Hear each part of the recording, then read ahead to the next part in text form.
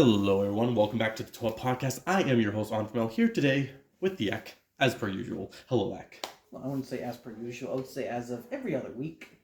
I think technically you've been on a few more podcasts than Zach had because, well, first off, in the earlier podcast, I think there was a couple more times where it was just you and me. Yes. And then there would occasionally be three because he wasn't always with us. And then I think I've skipped more Zach ones than yours, I think. It's probably like a 55 to 45 ratio. Give or take. I'm in the lead. Ish. Okay, I'm second. You're in the lead. I know. I'm in all of them. As far as I'm aware of. You guys might have done a secret podcast without me. I don't really know. Well, how are we going to upload it to your channel without you knowing? My computer is not hard to hack. It doesn't have it does have a password, but I don't think it would take long for you to figure it out. You'd be surprised. I would probably be stuck longer than you think. Oh, you get through quicker than you think. Password is horse. Actually, funny thing about passwords, because I work at a grocery store, and so when I use the till sometimes, I have my login password, and it's a 4-digit code. Same thing as produce codes. They say it's never been used as a produce code because sometimes you're not in the lock screen. You just type it in instinctively and you go item on file. You're like, oh, that's my password. One day, out of the blue, I did that, and a product for heirloom tomatoes showed up, or heirloom tomatoes. I'm like, what are those? A year goes by and we never had them until recently, and I'm like, I know this code. It's a new product, and I know the code. I'm not gonna forget right away because it's my password. And I'm just very proud of myself. That is it really amuses me. Pardon me, a little bit of saliva. Amuses me a fair bit. What also amused me was actually last week's podcast. Zach and I were talking about basically missed opportunities with Bionicle, things that either weren't expanded upon or just ideas, locations that just really could have been they're more of. To be honest, I haven't listened to it. Exactly. So we might cover a thread, but I was wondering if there was anything that I actually have no idea about your thoughts. If there's any sort of stuff that you've looked at and went, man, I really wish they did more of this, or they really could have done this differently. I actually have no idea if you have any. Are you talking sets or lore? More lore, but sets. We could that's not off the tables. Think I have much thoughts for lore because. Well, don't worry. I'm just not as in depth in the lore as you and Zach have. Well, don't worry. You can listen to the podcast tomorrow and get a feel for it if you want. Now, as you were saying, sets. I feel like you must have a couple inklings.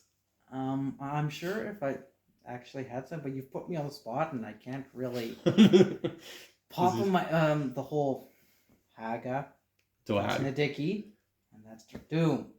You can't convince me otherwise. I mean, it's yes, we are. Everyone knows that's what they were designed to be, but they weren't in the end. But that is a big, I get that they wanted to add more characters probably for the story.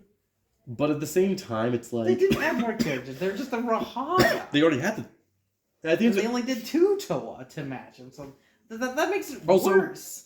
I just find it's really sad now. That means that the quality is not in the Dickie's face, his canonical face. Although with Mask looking like any way you want him to be, technically it is. Look, if I were to make a Dicky mock, I would use the Qualcy. Just basically make the T.O.A Rooney mock, but with the dark mask, maybe silver on. I would definitely make him silver and use the green mask, obviously to differentiate him from my Rooney. But that's what I would do. Yeah, that was a very saddening moment. Very. Oh, actually, really. See, that's for when it comes out of sets. That's not really my. I would say it's more of an annoyance, but not a missed opportunity. For me, I think missed opportunity was really Do I actually have sets that was fumbled? I mean, also I know back in the day I was very disappointed with Karzani, his set, because we knew he had a Kanoe mask by that point in the story. And you get this. I think the colors of some of the Mystica. Oh gosh. Popatu should have been tan. Utilizing tan more. I can understand why they didn't use brown because obviously it didn't sell well, but tan. See, tan. Look for the longest time, I wondered why they did orange. And for a long time, I was like, well, why didn't they continue yellow? But then I realized that they made the 12 life. Yeah. And so they went, okay, we can't use yellow anymore. Why they went with orange? Well, Orange is kind of similar to brown when you kind of look at it. They're kind of the same spectrum. It is very well. It's very earthy, rocky tone. It's not a worse color. It's just like when you have. Just when you realize that Tahoe used orange in the beginning. Up until that point, orange has only been used for fire beams. But at the same time, it's also been like a while since they used orange. Marjala. Okay, not that one. A year before they had orange. Before that, the Vizrak. They can basically skip 2006 with orange, but and even then, Unica had trans orange, so it wasn't like a huge stretch to really change it. But should have used tan. Well, they should have used tan, and then Poitu's body should have been Anua's. Eloy had proposed that could turn into drills. Honestly, the Fantoka were okay. It's the Mystica that they just completely screwed up. All three. Anua should have had Galley's body. Honestly, it's like... Would have been better. The problem is... Yeah, I guess like Anua is kind of more slender. Honestly, if you just recolored Anua into blue and called that Galley... Ooh, that... I could buy that. Because I just am like, yeah, like that... And even Anua with the scope would probably work better if you gave him the snowplow mask. Because I think if any other character to have like a scope, someone who's in the dark, it aesthetically I think goes better. Yeah. I could actually, if the mask of Trucker, I mean the adaptive Haunuva, if that was Anua's mask. Sorry, Tahoe, you get. It doesn't say Anua Nuva to me, but I look at the mask of Trucker and it does give vibes of Picari a little bit. Vibes. It certainly does not give How vibes. No. Like, if you squint... The forehead without the forehead shape is kind of howish. Well, the sort of grill mask does sort of reminisce, like, the whiskers. Yeah. Like, you have to squint, but you can see the similarities. Basically, you have to squint and stand 20 feet behind it. Exactly. Even then, like, actually, like, really, if you take off the spike and cut this one, they do have a very sort of straight curve, sort of shape to them. The original How and that. So, like I said, if you squint, you can see the similarities. But it's a big squint. Actually, mentioning the probably like the lore people or whatever who are naming the sets, and the guys who designed the sets didn't communicate too well. So some guys designed some cool looking masks, and the lore guys like, or they just really didn't care that they looked different. Because it's like you look at how they designed Liwanuva, and we've seen concept art of his mask. You can see some progression of a mirror in there. Yes. And the thing is, they plot out these stories a couple of years in advance. I mean, I think this, or like they're like, things were planned. It's just I think just everyone collectively just kind of went, eh. Well, I think like even like some early concepts, like the Galley model wasn't Reyes, like that was Tahoe or something. I don't know if I've ever seen that. I know I've only seen concepts of Pohatu and Kopaka in set form. Or maybe it was like Tahoe was colored blue or something. One of those things, I think. Somewhere Tahoe or Galley was like the other one's color. Tahoe's mask as Galley wouldn't be bad for the sole fact of a big fin. Fish have fins. Yeah. It's like, that's the thing is, depending, Tahoe works better for anyone but him. Essentially is what it comes down to. But honestly, like, those aren't great, and especially with the color scheme, but really, when it comes down to color schemes being, like, improperly used, a lot of times I just go to Star's Takanuva. He's silver. And it's like, again, I know why they didn't make him gold, because of the golden armor. Yes. They could have easily fixed this for one simple thing. If they made Takanuva the one who's supposed to get the gold armor, he comes with the gold Evoki, everyone has gold armor for him. Would have been so grand. How they would have done it, I'm not 100% sure how his armor is. They would have to change it to something, because he would have to my OCD is just a little annoyed how, like, I got the 5-toe Nuva and now I'm mad at Tahoe with them. That's a little annoying. I mean, yes, I'm thankful that they even managed to make the stars a theme. Like, I know that was even like... Yeah, they had to It's like, basically it was more so, we're lucky we got it. It was a bit of a sad ending, but at least they had an ending. And the thing is, I remember being super excited when I first saw the prototype images of stars. I remember being disappointed that they were like Avatar builds, but I remember seeing we're getting a Rockshi again. We're getting a Paraka, which I thought was just Vezok, because I was like, all these were named characters essentially except the Rockshi. So I was like, Vezok looks weird. Why is he here? I didn't think it was also, I thought it was just like they were called the stars because like, oh, it's the stars of the years. So but then there was like 2 Glatorians from recent, like having a Rockshi, a Tahu, a Takanuva, a Paraka. Okay, those are stars. And then 2 guys from the last year. Gresh, I can buy, but then a Skrull. Hey, Skrull's the best part about the Glatorian. I think the Rockshi's better. I said the Glatorian, not the stars. Oh, the Glatorian. Okay, right. Yes. Yeah, I can't fully, but I do love Malum. Malum's good. Malum's, and I do really like. The thing is that I didn't get attached to the Skrull the way you and Zach did. You guys, the Skrull came out just at the point where we were having a lot more fun of expanding stories, and just we were also the beginning of the made-up era. Yes. And there was a lot of just more sit-down stories, sit-down talk, play kind of sort of thing going on. Also, it was like the first Bionicle I think you had gone for a birthday in like a few years that were like, this is cool. Well, basically, when I first saw that the Torrents come out, I'm like, they're rebooting Bionicle. And you decided not to really... I pretty much checked out. Then you got the Skrull. Then I got the Skrull, so I'm like, dang, this guy's pretty cool. Well, the Glatorians were generally good sets, I would say. Like, they were vibrant. They brought back tan for stone, you know. Normal Akar was red and orange. Kina was baby blue and, you know, dark blue. You had, like, Glue with, like, you know, like, both the white people were, like, you know, nice and, like, white. They had the very good blue, but they were cool. I mean, yes, you had some weirdness with them, but it was like, they looked good. And honestly, having the sets today, for the most part, they're really good. And I love Malum. And I wasn't usually a person who liked red Bionicles. At least not, like, that much. They're fine, but, like... And even this, like, the battle vehicles, and even the Agori were a huge step up from the Amatorn. Yes, indeed. One, they don't have stupid sticking up, like, they don't have the same head. The Glatorian head works better than the Amatorn head. Yeah, the Amatorn head sucked, and it's clear but again, why they didn't. The Amatorn, they were all dark gray and one other color. Yeah, they were so bland. And so at least with the Amatorn, or the Agori you had, again, the colors that were matching the... I mean, obviously, Attackus is, you know, he'd fit right in with the Avatar because he's dark gray and a color, black. But like something like Barracks.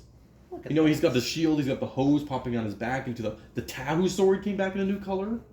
Also, Barracks having the recolored Akar, or Akar being a canister set, recolored of a box, a small set. I mean, obviously they probably designed the part at the same time. They designed it for Akar. Probably, honestly. The fact that they used it on Tuesday, the last time that LEGO did that wasn't a recolor of a mask like that. Fantoka had, the only recolors they had were like Mutra and Vikan, but again, they were a specialty set. Before that, it was like the blue Ruru was saying with two like Matora, like the recolors of masks weren't very common pretty much after 2003, like outside of mask packs.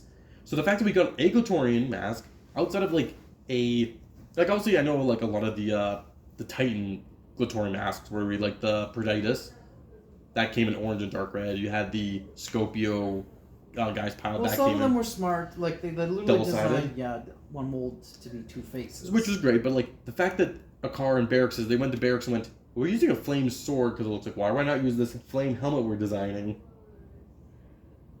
And so you know you had that getting the nice colors. Like, yeah, they're not that much better than the Amatorn, like, technically speaking, on the technicality level. But they did more with the system. Mildly, and then the stars bumped it up a little bit more by adding the armor on top of them, or even, like, the Roshi by adding a whole extra limb to make a punch. The Roshki and the Skrull, you know. It's very clever how they made the Roshki out of the Avatar. I mean, they made a whole new, like, piece to make it work, but we thank them for it. Also, I'm really glad that they made a new color of Roshi, rather than just going for one of the original 6. Which is interesting because that's the only color Roshi that you see in canon because it shows up in one comic where you see the yellow Roshi. Yeah. The first mentioned Nui comic, I believe. What color of Krata is that one supposed to have? Do you know offhand? Oh gosh. Let's see. Heat Vision. I don't actually know. What kind of nerd are you? Well, You B-class nerd. the only color credit I know exactly what the power is Cyclone. Yeah, everyone knows Cyclone. Even I know Cyclone. That's because I've mentioned it enough times to you, I think. I don't necessarily remember if it was a silver head or silver tail. It was the metal blue head with the silver tail. Yes, that makes more sense. But I do think quick healing might be like black head and gold, dark gold tail. Maybe. Like I said, there's a list. There is a list, and that's something I'm probably never going to remember.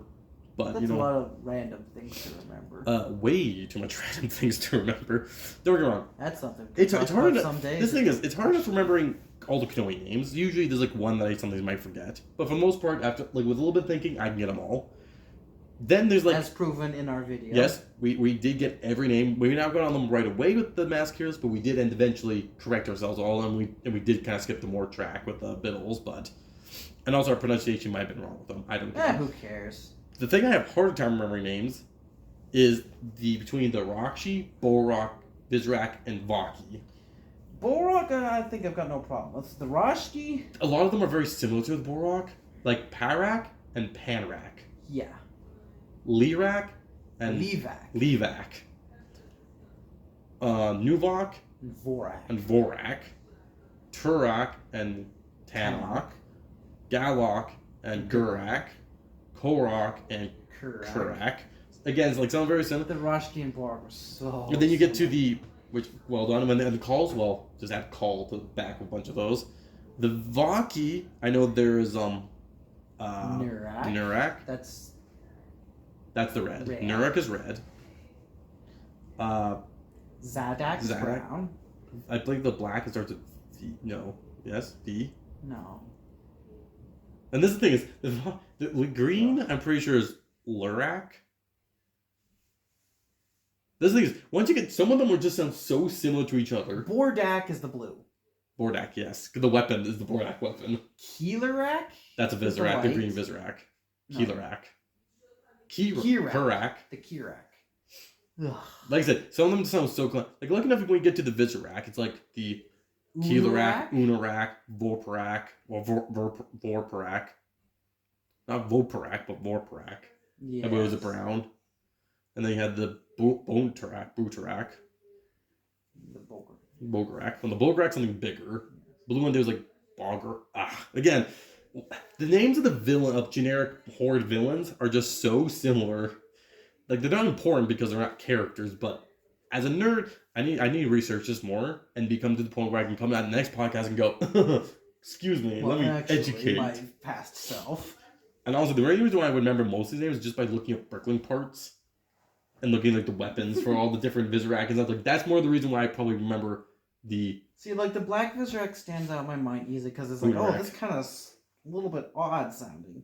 Keelerak's easy because they say it in the movie. Sure, I definitely remember that. Well, Sidorak is like Keelerak. Basically, when he basically refers to him as Keelerak. Yes, well, I definitely remember that. Don't worry, we'll have to watch movies again eventually, and actually, we will eventually need to finally actually watch Mask of Light and do a podcast. Maybe we'll do that for Bongo Day this year, is watch Mask of Light and actually record a podcast after. Because last year we watched it, but we didn't do a podcast. Yes. So maybe this year we're actually going to watch it, and then we're going to do a podcast. Maybe we'll just do Metro Nui. It's the 2024. Okay, so we'll have to do a podcast about Nui, Life of Mask of Life before then. Maybe we'll have to get you and Zach 10 basically in the room together. Well, time's ticking. It's June. That's like 2 months. Yeah, time's ticking. It's 2 months. So eight podcasts. Maybe I'll do that for the 200th for the 100th podcast to talk about Mask of Light. Sure. We've got 4 more to go to that, give or take. So like the end of June. It shouldn't be that too hard to work with.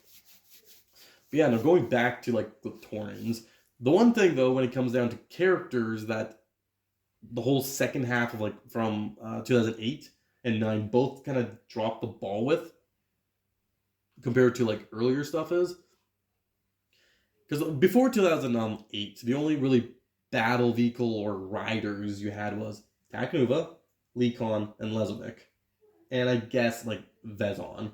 These are characters who rode stuff.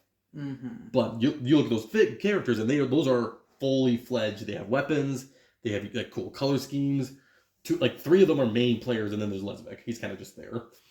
But after that, you look at Jetrax T6 and Proditus with the Thornatus. They're just and Voltraz and Kertavis with they're just like very basic monochrome looking dudes. Dark red specifically. Like look at Exile T9. It's just it's a watered down Liwa. Basically. Now he at least looks a lot more like the original Liwa, so he just looked like he took off his adaptive armor and gave him a vehicle. Or his adaptive armor is just like, don't need the booster rockets no more. Give you fins on your head. While Poatu, it's like, but he's just a dude. He's just a dude with a vehicle. Let's make your body. Antros is just a dude with a vehicle.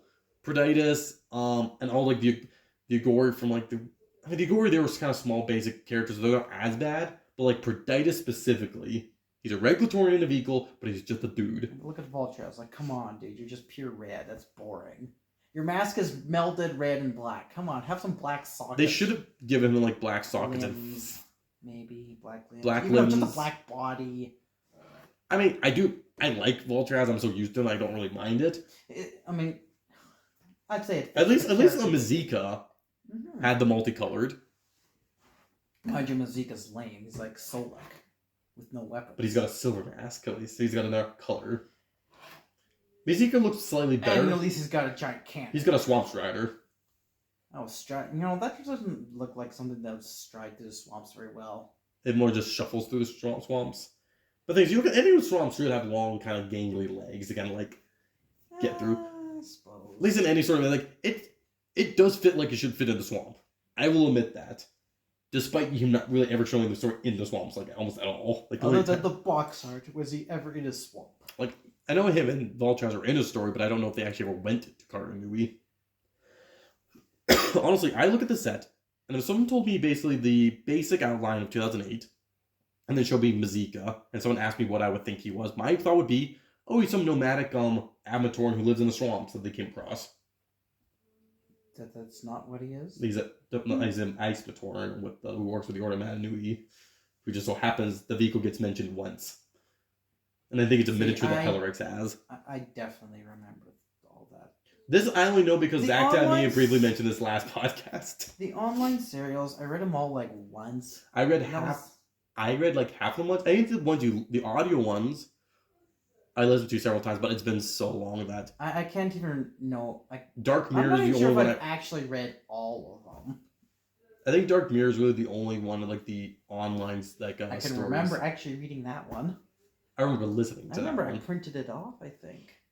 That and like the last one, like Destiny something. Not Destiny War, but The Powers That Be, I think, was the last one that he was working on. See, like the Golden Skin Being. You know what that is, right? Yeah. I don't.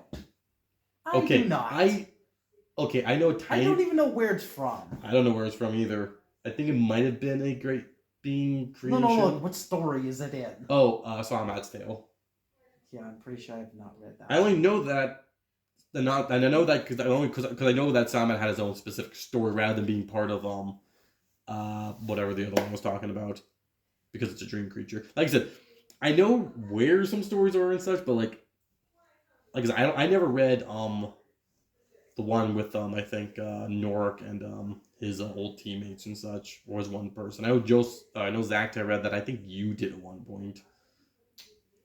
If it was a long time ago. Like I said, even if I read any of these, let's be honest, this is going back to like 2011, probably like right when Greg was finishing up writing these stories. Back when you could still have a Bionicle.com to read them on. BionicleStory.com specifically is where I read them.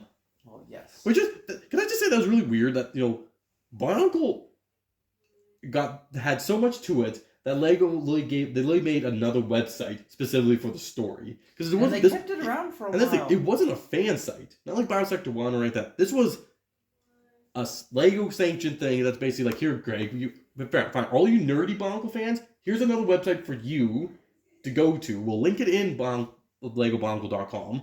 And this is where all the online story is. Greg there. We have a bunch of promotional stuff, maybe a couple web games, like just a bunch of story stuff was just all in this one place.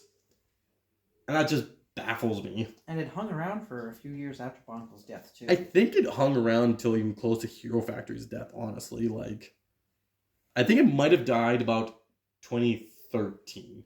Not Probably right by the time they were starting to make Gen 2. Started to make Gen 2. That's kind of what I remember.